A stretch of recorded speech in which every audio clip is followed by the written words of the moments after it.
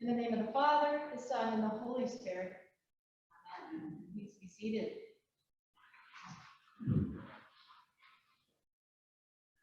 The church where I served as a deacon before Emmanuel was Grace Church in Everett. Grace is a very unique parish in our diocese.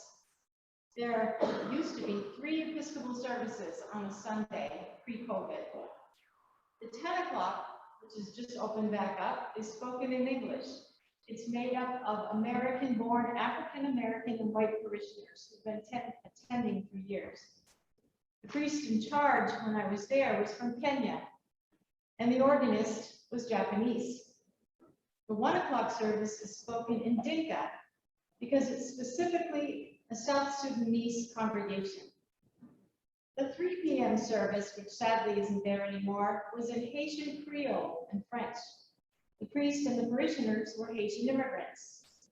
And to top it all off, the church rented the parish hall on Sunday afternoons to an evangelical Spanish-speaking congregation, most of whom were from El Salvador.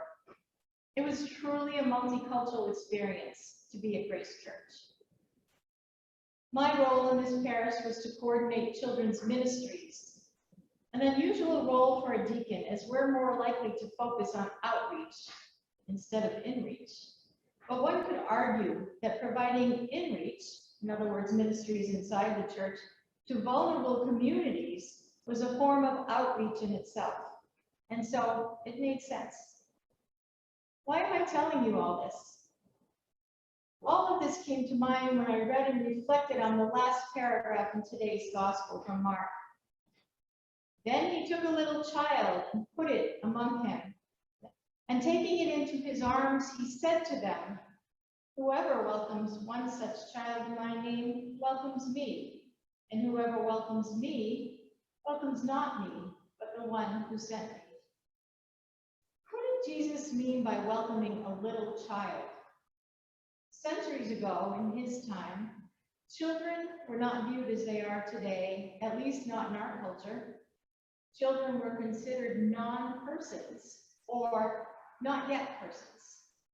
Just look at the pronoun that Mark used twice to describe the child. It. Children were considered possessions of their father. A child in the days of Jesus represented the person with the least amount of power and status in the community, and thus the most vulnerable. Children weren't cherished as our children tend to be today, at least most of the ones that I know who've grown up in the US. They weren't considered valuable till they grew old enough to be helpful in the community. So a little child picked up by Jesus typically would have gone unnoticed, ignored, and maybe even treated poorly. For Jesus to use this as an example of welcoming him and ultimately welcoming God was very significant. Jesus' message to his disciples was clear. To follow me in my name, you must notice and care for the most vulnerable in our communities. Take your attention away from status and power, such as arguing among you who was going to be the greatest. Turn it around and acknowledge and care for the people with the least amount of advantages. The majority of the children that I taught in Everett came from immigrant families. In the South Sudanese congregation, most of the fathers in these families were what were known as the lost boys of Sudan. Their stories were amazing. They came to the US in the early 2000s as part of a resettlement program that welcomed approximately 3,800 boys out of the hundreds of thousands who had been orphaned and had been forced to wander away from their homes and into the villages, out of the villages and into the wilderness due to the horrific civil war in their country. Thousands died while they were in this condition. Many of the children who survived ultimately ended up in a refugee camp in Kenya and lived there for years until they could be resettled. Life in the refugee camp was better than life in the wilderness, but still had subpar conditions. They were often deprived of of basic needs such as enough food and water. And they also dealt with violent situations that frequently broke out in the refugee camps. Surely, these boys are what Jesus had in mind when he took that little child in his arms and told his disciples to welcome him or her. For can you imagine a more vulnerable state than this? The refugee crisis around the world is well known. We often hear people fleeing danger from war or natural disaster, leaving their homeland in order to survive. I learned more about refugees and the resettlement process when I attended a conference a few years ago, which was sponsored by EMM, or Episcopal Migration Ministries. EMM is one of 9 agencies in the U.S. that helps to facilitate refugee resettlement on behalf of the U.S. State Department. Our diocesan canon for immigration and multicultural ministries attended this conference too. Canon Jean-Baptiste Nettingangwa, or Reverend JB as he's known, is an expert on the subject of refugees. He, in fact, himself, along with his wife, were refugees from the civil war in Rwanda. As you may have read, he was supposed to have been our guest preacher this morning, but he was unable to make it at the last minute.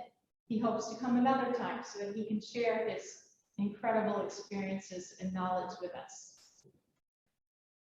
The Syrian refugee crisis, where many Syrian refugees came to the U.S. in 2015, was very prominent in our news back then and opened the eyes of many.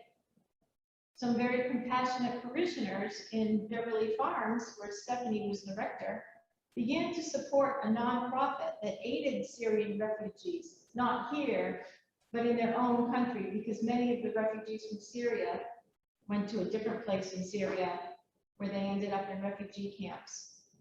You probably know that Emmanuel since then has had a history of helping to support these refugees through our coffee hour contributions and also collection of items. In fact, we passed a box on the way into church, so here's a little ad. We are collecting, they asked us to collect diapers, women's cosmetics, stuffed animals, things like that. The list is on the box. It'd be really helpful. They're going to ship those, of course, to Syria. Most recently, though, the situation in Afghanistan has also caused many to leave their homes and migrate to safer conditions. We've already started to see an influx of refugees from Afghanistan here in the U.S. People following Christ need to have a certain response to this. Jesus makes this very clear. We must welcome the little child. We must welcome the least, the lost, the lonely, the most marginalized, and the most vulnerable. There is where you will meet God. We hear a similar theme throughout Jesus' teaching. Welcoming refugees doesn't mean just supporting refugee resettlement agencies. It also means just being aware of how difficult life can be once people are resettled. Hearing people's stories, either first or second hand, helps us to foster that compassion and care that God requires of us. I've learned so much from the parishioners in Everett. For example, the South Sudanese congregation was the largest of the 3 services at Grace. They had over 100 attending on a Sunday, most of whom, in fact, were children, young children. During my time there, though, sadly, many had to move away from this area because they couldn't afford the high cost of rent in the Boston area. The congregation shrunk, and now it's only a fraction of what it once was just a few years ago. Refugee resettlement is wonderful, and it provides freedom from horrendous situations, but it doesn't guarantee an easy life.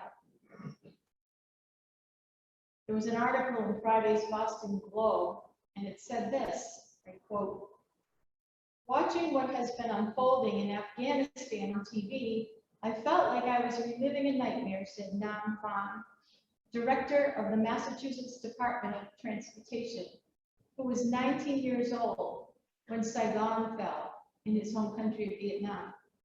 "It's not easy to be a refugee. You have to leave everything you know, everything you love, everything that you may wish for, dream of, behind. And then the article went on to say, as the nation prepares to resettle tens of thousands of Afghans in the coming weeks, many Southeast Asian Americans, like Namhan, are urging officials to admit as many refugees as possible and ensure that they receive more support back than they did back then when he was resettled and first landed on U.S. soil. Others are eager to give back. One organization has already recruited 50 Vietnamese families in the Worcester area to house Afghan evacuees upon their arrival in Massachusetts. Unquote. We at Emmanuel are welcoming when we contribute what we can to organizations such as the Syrian Refugee Mission of New England or Episcopal Migration Ministries.